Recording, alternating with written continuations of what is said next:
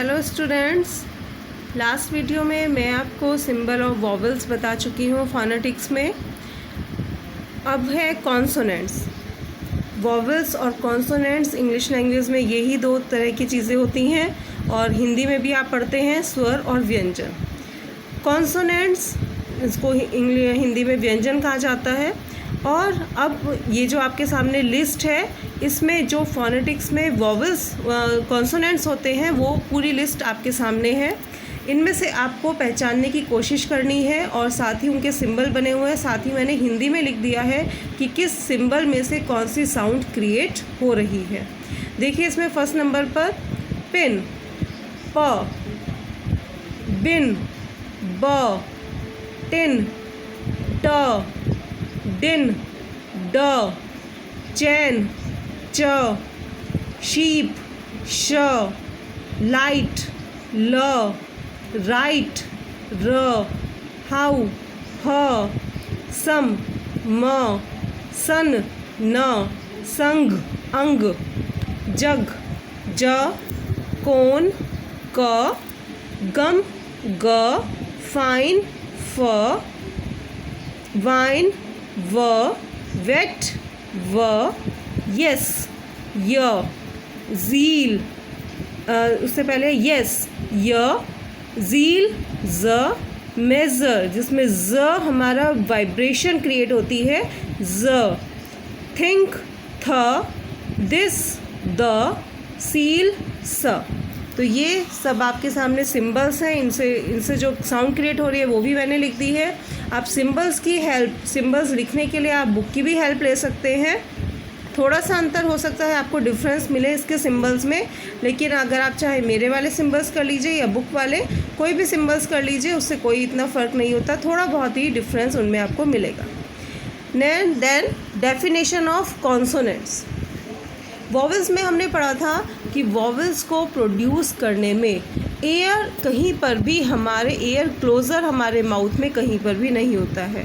Just इसके opposite consonants, जब हम कॉन्सोनेंट्स की कोई साउंड क्रिएट होती है तो उसमें एक क्लोज़र हमारे माउथ में बन जाता है, जिसकी वजह से हम एयर को कुछ देर के लिए अपने मुंह में रोकते हैं और उसके बाद कॉन्सोनेंट्स की साउंड क्रिएट होती है। Consonants are produced by a closure और narrowing of the air passes so that the air stream is blocked completely in the mouth or comes out with audible friction। तेज मतलब speed में। Consonants जो है वो क्या होते हैं, हम उसमें एयर को अपने मुंह में थोड़ा सा क्लोज करते हैं और उसके बाद एक ऑडिबल साउंड क्रिएट होती है जिसे हम कॉन्सोनेंट्स कहते हैं। Consonants can be classified according to the place of articulation as follows. और कॉन्सोनेंट्स का जिस तरह से हमने वॉवल्स का क्लासिफिकेशन किया था, ऐसे ही कॉन्सोनेंट्स का क्लासिफिकेशन भी एग्जाम में पूछा जाता है।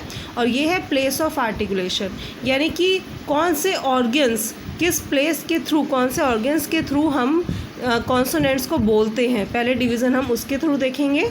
बाइलेबल, आर्टिकुलेटेड बाय टू लिप्स, जो दो लिप्स की हेल्प से बोले जाते हैं कॉन्सोनेंट्स, वो कहलाते हैं बाइलेबल। फॉर एग्जांपल प, ब, म, व। Labiodental, articulated by the lower lip and upper lip, lower lip और अपर लिप की हेल्प से बोले जाते हैं फ, व। Dental, articulated by the tip of the tongue against the upper teeth, such as the, th. Alveolar, articulated by the blade of the tongue against the teeth ridge, blade, टंग की blade के through, blade की help की सहायता से, blade की help से बोले जाते हैं ट, ड, स, ज, न, ल। Post alveolar, articulated by the tip of the tongue against the back of the teeth ridge, such as r. Palato-alveolar, articulated by the blade of the tongue against the teeth ridge with the front of the tongue raised towards hard palate, such as ch, j, z, sh.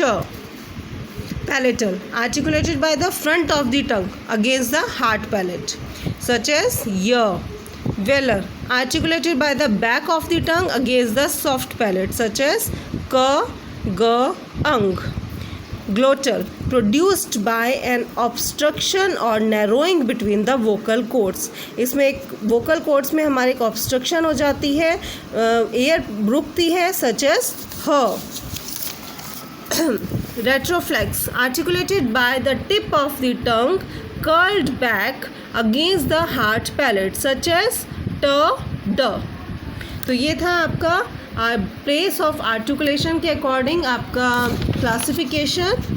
आप इसको ज़रूर revise कीजिए. घर पर रहिए, safe रहिए और lockdown का पालन करते रहिए. Thank you.